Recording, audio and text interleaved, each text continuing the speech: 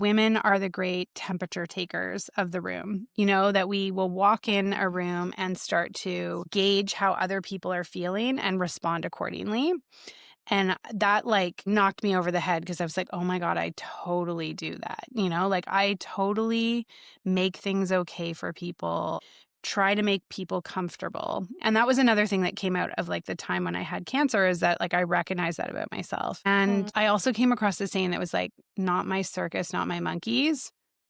And I would say that a lot to myself because I don't need to take on how other people feel. That's not my responsibility. And it's uncomfortable because I definitely still feel it sometimes, where I want to make something better, or I want to shift myself to make this person like me. Welcome back to another episode. I'm Monica Verga Alborno, and this is the Wand Her Wild podcast, a space for modern mothers reclaiming their wild, living with intention, and redefining what it means to feel fulfilled while raising a family. Here we explore mindful motherhood, conscious parenting, feminine rhythms, and the power of self-discovery. Guided by curiosity, we share honest stories, soulful conversations, and actionable steps you can weave into your full, everyday lives. Hi, Sarah, and welcome to the Wand Her Wild podcast. Thanks so much for having me. I'm really excited to be here. Yeah, same. And it was so nice I was just on your podcast not that long ago and was listening to a lot of your recordings, a lot of your interviews, and researching more about you from what I already know. And it's just the thing I unpack. You have a very full life. You are a kindergarten teacher for 15 years it's been. And Yeah. you also have a daughter who's almost 7. Is she 7 now? Yeah, she just turned 7. You have a podcast, so you have the Simple and Intentional podcast. You have an online community supporting people who want to declutter, and it's very full. There's so much happening, but the more and more I learn about you is that it's all very intentional too, and that you've made a lot of decisions to live your life in this way, which I just have to commend you for that, because a lot of us have these ideas, these big things we want to do, these things maybe that we're unhappy with in our lives, but we don't necessarily always change or follow through on them. So I'm very excited about this conversation, and I want to, if you are okay with it, kind of just rewind a little bit back to 2014. For those who don't know your story, you were diagnosed with stage 4 cancer about 10 years ago. And that's really when everything changed, right? It seemed like it was a big catalyst for you. Yeah. And I kind of just wanted to start with that. If you could just share what was kind of the first thing that changed for you after that? Yeah, for sure. It was a huge catalyst. I mean, at the time I didn't have my daughter, so it was like a gift in some ways because I suddenly had all this time to myself where I wasn't working. I was focused on getting better and I was going through treatments and, I was sick. So it wasn't easy, but I also had a ton of time where I was just in bed or by myself. And I had all this time for reflection and reading. I watched a ton of TED Talks. I really started to dig into these ideas that I had never really known about, and things like perfectionism, people pleasing, self-love, that kind of thing that I'd never really thought deeply about. I used to think about perfectionism as actually a good thing. I was like, oh, I'm just really detail orientated and I care about how things look. And the people pleasing, was I'm a really nice person and people like me, So that's how I thought about it. And self-love, that had just never entered my purview. And to be honest, I think it probably took me a number of years to really actually get what that really meant, I said at the time that I loved myself, and sure I did, but I think that actually self-love is not that simple. And, especially you throw motherhood in there and it gets even more challenging. So yeah, it really just opened up the door to all these new ideas. And I also at the time read the minimalist book, Everything That Remains. And so kind of started thinking about minimalism and just stuff and things, again, that I'd never really thought about. And I started getting rid of things, But I think at that point, like more than the decluttering, it was really the internal piece for me about like thinking about how perfectionism had really impacted my life. Like, how many things had I not done? How many things had I been scared to do? Like, really anxious about what other people would think about it if it wasn't good enough, that kind of thing. And so I started to unpack that and really start to say no to things and like stand my ground a little bit more. And I had a few interactions at that time that really challenged that. And I had to really put my foot down and like, set my boundary and, you know, be uncomfortable with it. And it really just changed everything for me. I think I've even heard people say that I'm less nice than I used to be, which I guess. is true. Yeah, less agreeable. I'm less concerned about other people's feelings than I used to be. I still care about them, Yeah. but they don't prioritize over my own feelings. And so, yeah, I think that's probably the truth. Wow, it's so incredible that you made all these realizations when you were faced with such a challenging circumstance in front of you and a lot of unknowns and so many things to overcome. And I'm curious to know, like, okay, so from that time, you learned so much. Is there Mhm. something that you still are doing now every day, like just like a daily practice that you have from that time that you've continued to do since then? Yeah. So one of the things that I started to do at that time is meditate. I learned about mindfulness and meditation, and I started practicing meditating. One of the things I watched was the TED Talk from Andy Puttycombe, who started, I can't remember the name of his app, but one of the meditation apps, back then was when it was starting out. The idea was 10 minutes a day, just give it 10 minutes a day. And that has become like such a philosophy of mine in so many different ways. Just a little bit of time, a little bit of effort, consistency gives us so much. So I really dove into meditation and I did all sorts of different things. I joined like a meditation group where we did like, I don't know, I think it was hour-long meditations. I did went all over the place and Yeah.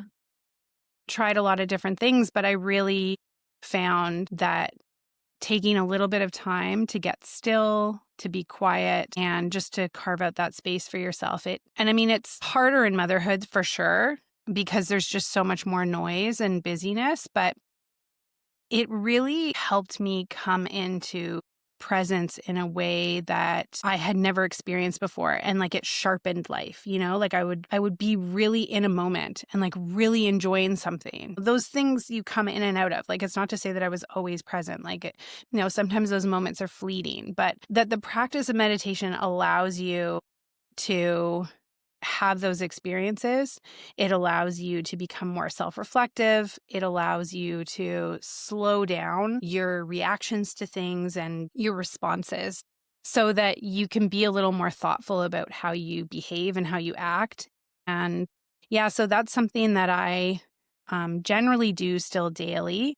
Of course, things come up and I have to choose one thing over another, but I try to adhere to that on a daily basis, even if on one day it's like a couple of minutes, because just that pause makes such a difference in my life. Yeah. Yeah. So what I'm hearing is, yeah, like having meditation on as a daily practice, it helps you come from a space of more observation and not just like that knee-jerk response to things. Like you're able to be more intentional about the way that you reply to something or react to something.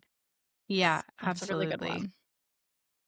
Yeah. Yeah. So I know like a mantra you use a lot is done is better than perfect, which Mhm. is brilliant. Love that. That is so hard for so many of us women, I think especially like with these societal expectations that are really just put on us from an early age that a lot of us really don't even realize until many years later.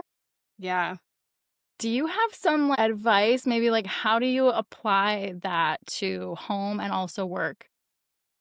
Yeah, so it is really like a mantra for me because I think my old self used to over research things, really make sure that I was, making the best decision, about everything.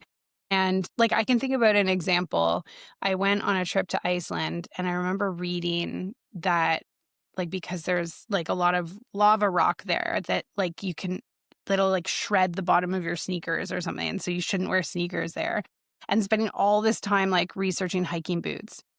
And then getting there and being like, wow, like I could have just worn sneakers. Hiking boots, I guess depending on what you're doing there, you certainly would benefit from hiking boots. But if you're sort of casually hiking, you can wear sneakers. And it's just like an example of a time where I feel like I wasted a lot of time and energy, like pouring into how to be prepared for this trip. And the reality is that if I just sort of gone with what I thought, it would have been fine. And that I could apply to many decisions, many areas of my life where I had overthought it and over prepared and over researched. So, the new me, like when it came to starting my podcast, for example, I just committed to myself that I wasn't going to over research. I was going to look into like, what are the basic things that I need to start a podcast? I don't need to know about the best microphone. I don't need to know about the best whatever. I can spend like, sometimes what I actually do is like limit the amount of time I'll allow myself to look into something, I'm going to spend 20 minutes Googling about what I need. And that's what I did. And I made a decision and I threw the things in my Amazon cart and went for it. And that's kind of like the mentality I take with myself when I do things. Because what I recognized about myself was that if I let myself get too caught up in the researching or the trying to do it perfectly, that then I didn't end up doing it. Or my progress on it was so slow or I never really progressed to where I wanted to go with things. So that's kind of like, I guess I just really use it as a mantra that I take with me. And when I start to recognize that I'm doing that thing where I'm like getting caught up in perfectionism or over researching or worrying too much, then I just say, you know what? It's getting it out there, doing it, is always going to be better than getting hung up on doing it in this quote Yeah. unquote perfect way. Yeah. Yeah. Yeah. So, like, sometimes it's okay that something can have some mistakes or Yeah. it's not fully perfect, which is so like you said in the Yeah. I mean, we were kind of always told, like, it's a good thing in an interview to say that you're a Mhm. perfectionist or you're detail-oriented, but it really can be, like, a prison for your mind. It can be this very limiting factor. Yeah. And so when you start to let go of some of this, like, but there's other people in your life that maybe are still expecting things to be perfect. They're expecting things to be a certain way that they've been before. Like, do you have any advice for how to navigate when other people in your life might still expect you to have this level of perfectionism? Like, I just have one example from my own life. Like, I've Yeah. let perfectionism go as well, and my house can be a little bit messy sometimes now, like, it can be pretty messy, and then I have some family members come over who are expecting me to have my house looking in a way that they did when they were Nice. in my chapter of life, and I find Mhm. it kind of frustrating. I'm like, I don't wanna live that way where I feel like I'm just constantly in this battle of taking care of my home, but it's, like, a difficult conversation, and it makes you feel guilty, so I'm wondering if you've also experienced anything like that. Yeah. For sure. I mean, I think that other people's expectations of us are really hard. And I think it like ties up in the people pleasing as well. Like I remember I heard Jen Hatmaker. I don't know how I came across this podcast, but I had never heard of her before. But I heard her in this interview and she said that women are the great temperature takers of the room. That we will walk in a room and start to gauge how other people are feeling and respond accordingly. And that, like, knocked me over the head because I was like, "Oh my god, I totally do that." Like, I totally make things okay for people, try to make people comfortable. And that was another thing that came out of, like, the time when I had cancer is that, like, I recognized that about myself. And I also came across this saying that was like, "Not my circus, not my monkeys." And I would say that a lot to myself because I don't need to take on how other people feel. That's not my responsibility. And it's uncomfortable because I definitely still feel it sometimes where I want to like make something better or I want to like shift myself to make this person like me more? But again, it's like back to that self-awareness part. And that's again why I find like meditation really helpful, because it allows you to sort of slow down and in those moments be like, okay, I'm feeling really uncomfortable right now because I want the people who came into my house to think that I'm really good at taking care of my house, or this is some reflection of how good I am as a person or whatever. It's just like recognizing like this says nothing about, my enoughness. This is where I'm at. This is what I'm okay with. That's their problem if they're not okay with it. And just like, I don't know, recognizing the discomfort of it, but like sticking to your guns, like knowing Yeah.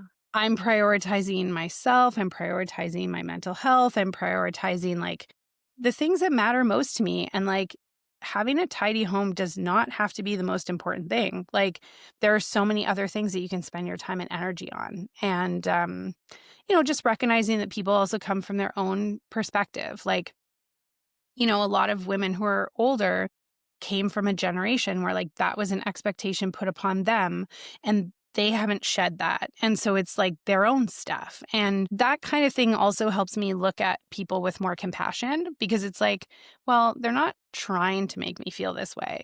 Coming at it from a place where they actually really feel this is important, or like, it was something that they had put upon them, and like, they're just behaving kind of thoughtlessly, right? Like they're just acting and responding in a way that they're used to. And so I don't know, those pieces of it help me. Like it's like thinking about it with compassion from the other person's perspective, knowing what my priorities are, setting my boundary, and then, recognizing there's some discomfort involved in moving to a different way of being. Yeah, yeah, I love those realizations. That is very helpful. I know, like, you also do a lot of work with just, like, letting go of clutter, both Mhm. physical clutter and also mental clutter.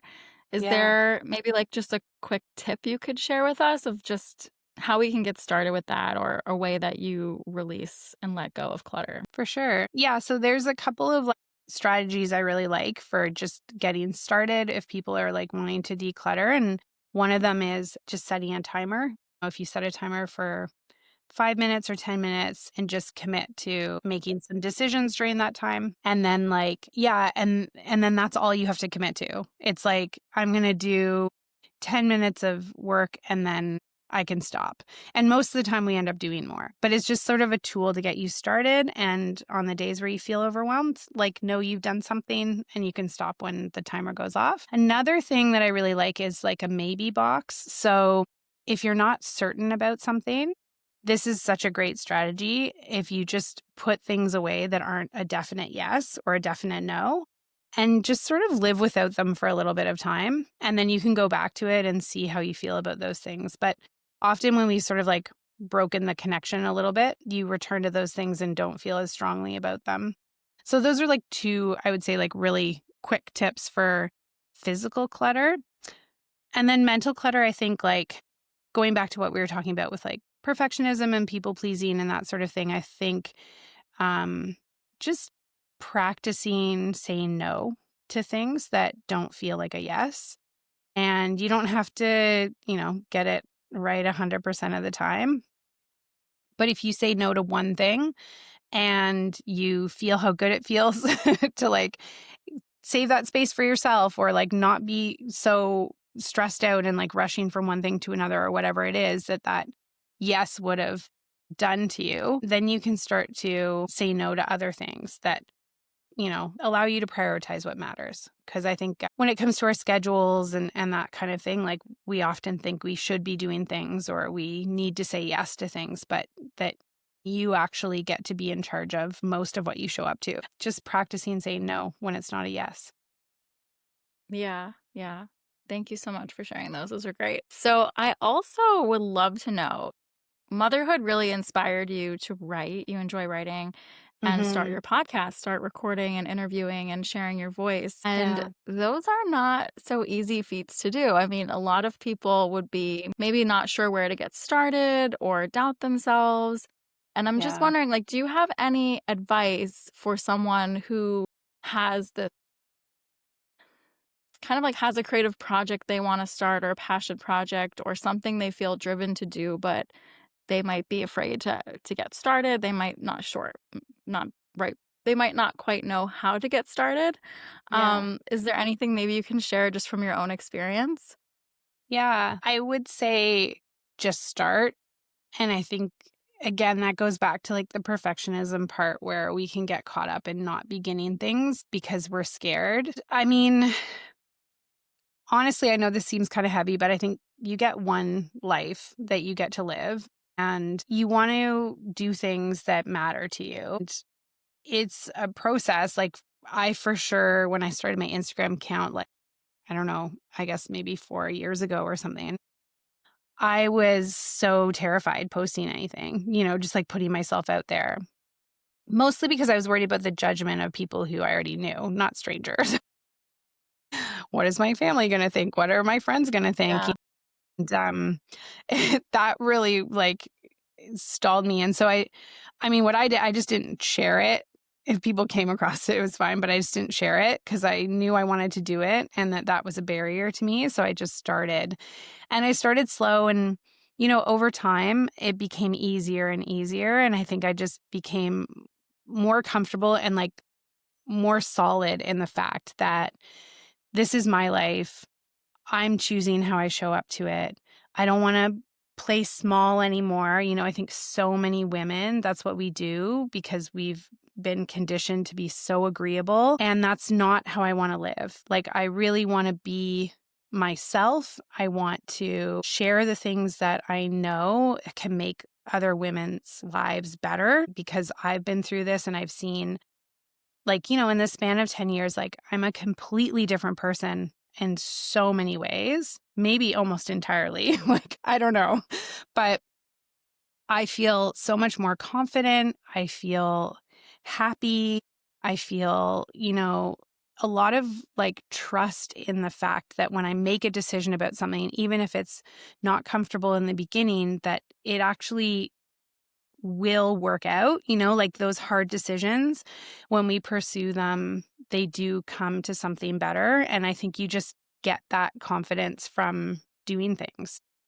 Whatever it is, don't hold back because this is what's calling to you, right? Like you're feeling that inside, like whatever creative call you're having, like you don't want to stifle that because when are you going to do it? And then, it's like that Anne Lamott poem or it's like a quote of hers and it's long and I won't remember the whole thing, but she talks about like, what if you never, write the book? What if you never go swimming in like pools because you're worried about your comfortable tummy and your soft thighs or however she writes it, but that basically, you're worried about what other people are going to think so you don't live, I think she calls it like a big juicy creative life. And that sticks with me so much because I want that and I don't want to like sacrifice it because of what other people think. I will say, I mean, I've had a number of experiences like between having cancer, like I've lost both my parents, my brother. Like I've had a number of experiences in my life that have shown me how fleeting life is too. So I think I have that too, to recognize like one day those people won't be there anymore and you might still be here, but are you going to still live for them or are you going to live for you? Like, I don't know. It's like heavy, deep stuff, but I think that like, yeah, you have to be true to you. Yeah, I'm right there with you. I guess you could say like heavy, deep stuff, but it is all so true. Hmm. And it is one of those things where are you going to be in your last days and have a lot of regrets of things that Yeah. you wish you'd done? And Yeah. what's stopping you? Like, Yeah. you could go outside today and go skinny dipping. No Yeah. one is stopping you, right? It's No. like you can go start writing a book and self-publish or pitch it to a publisher. Like, no one is stopping you. You're stopping yourself. Yeah. And it's one of those things that seems so simple, but so many of us get Yeah. caught up with it. Yeah. So thank you for sharing. And I like, yeah, your experiences have been really challenging, really difficult, really heavy. And it's just a gift that you're sharing all of this with the world and you're sharing all of these things and bringing it to people's attention because so many of us kind of get lost. And you said like playing it safe and just being agreeable and not wanting to stir the pot, Yeah. but And it's then you're so gonna be hard. living with regrets. Yeah.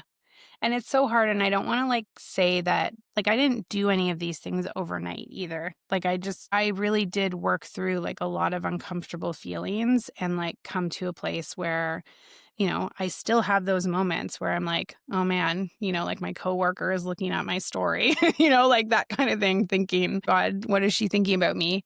But that I recognize the discomfort of that is fleeting, you know? And the reality is that my coworker, even if she thinks I look like an idiot, probably isn't gonna come up to me the next time I see her and be like, "Wow, you really look like an idiot in your story." She's gonna think that thought to herself, and I don't need to know about it. Yeah, and it is so hard to put yourself out there. I mean, I know from experience too. It's like it is, and like, yeah, like having a former colleague, because I worked with all men in the Yeah, oil industry for right. decades, like, now they're Yeah, like, "Monica's in the wellness space talking about" it can be a little bit yeah, funny, yeah, but then you totally. also get a lot of people praising you because it's difficult to start a business, and Yeah, it's difficult to put yourself out there. And a lot of this work is really meaningful and helping people. And again, at the end of the day, like we said, it feels aligned, it feels right, and yeah, it feels and I good to think that you. That's what matters. you're only gonna hear from the people who really support you, the truth is, and, like Yeah. and I think that what we don't recognize about ourselves is that we inspire other people too. I look to other people online that I follow or I love their message and I find them inspiring, but they're also like somebody's coworker or somebody's sister or whatever, and they probably have the same feelings that I've had. Like I'm actually looking at their content being like, wow, that's such an amazing message. I'm not thinking like, oh, she looks like an idiot. So, I think that you're going to hear from the people who support you mostly. And those other people, it's just the practice of tuning them out. Yeah, tuning them out. I love that. All right, so I wanna ask some rapid fire questions. Yeah. Okay, so I wanna know one thing you're doing for yourself this back to school season, which is probably difficult for you because you're back to school teaching and also have your daughter in school, so but just tell me one thing you're doing for yourself or you're planning to do. Yeah. So I've done so many back to schools that I can say actually my number one thing is I really just take it a moment at a time. I really just hone in on like, okay, what is the next thing? What is the next thing? And just take it a step at a time.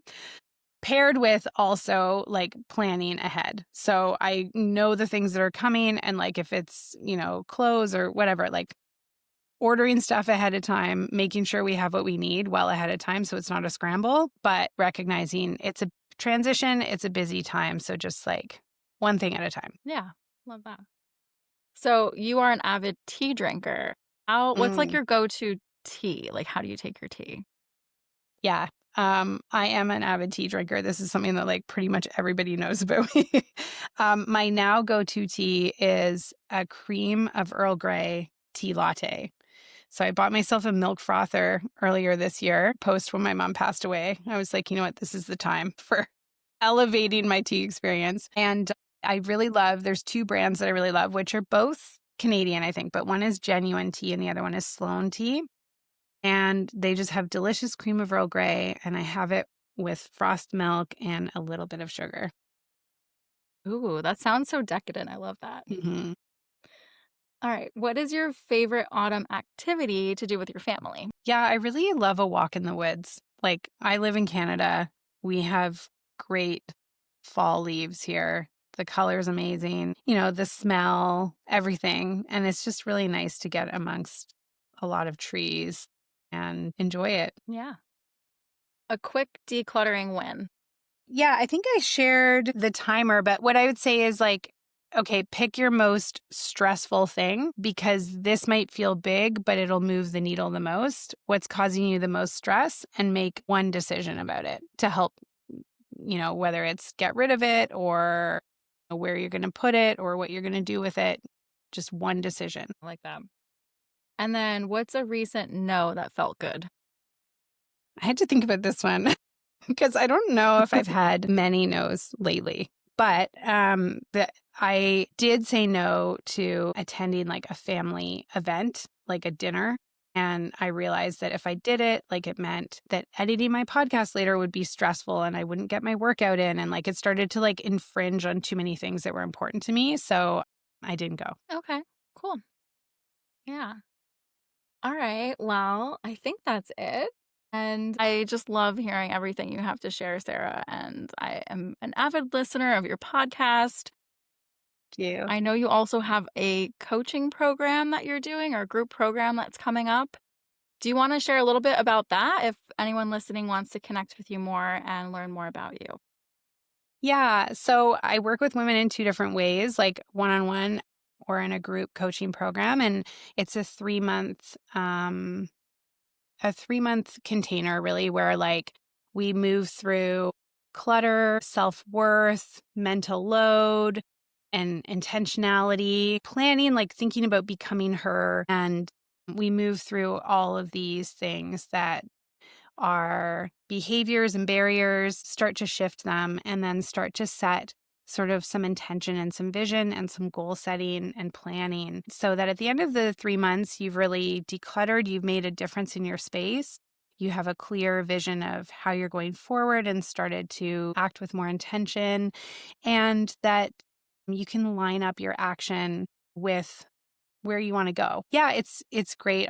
I love working with women, both one-on-one and in a group. I've mostly worked with women one-on-one though, so I feel like I have an affinity for really getting to dig deep and get to know people and, like, help them make change, but yeah, that's really the goal of the program, and if you're interested, if, you're feeling overwhelmed by clutter or you're just, like, sick of living the same day on repeat and you want to do something different, you can send me a DM on Instagram. You can go to my website and send me an email and reach out, and I can share more about how we work together, and see if I'm the right person to support you. Amazing. That all sounds so needed. And again, just I'm so happy that you're doing this work. And it's a pleasure to speak with you.